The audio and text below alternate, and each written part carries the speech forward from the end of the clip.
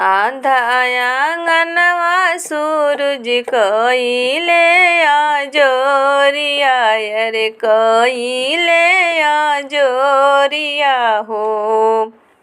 आधा आंगनवा कइले जोग सुन माई हो।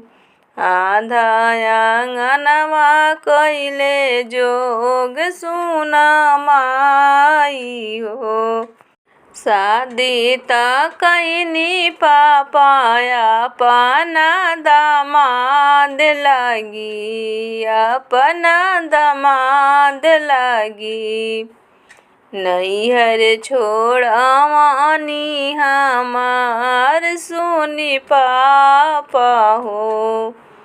नैहर छोड़वानी हमार सुनी पापा हो। गुरुजी के चेलाई त बड़ी अलबेला हो बड़ी अलबेला हो। मथवा पर चांद के अजोर सुनी बाबा हो। मथवा पर चांद के अजोर सुनी बाबा हो। कवना नगरिया से अइले बरियतिया रे अइले बरियतिया हो।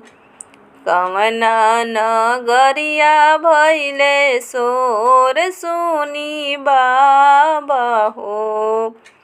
कवना नगरिया भइले सोर सुनी बाबा हो।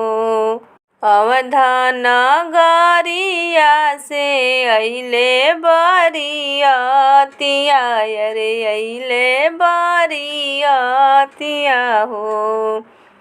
जनक नगरिया भइले सोर सुनी बाबा हो।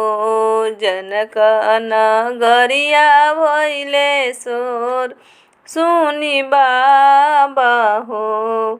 गोरे गोरे सावरे सावरे दूल्हा रामचंद्र दूल्हा दूल्हा रामचंद्र दूल्हा। मिथिला नगरिया भइले सोर सुनी बाबा हो। मिथिला नगरिया भइले सोर सुनी बाबा हो।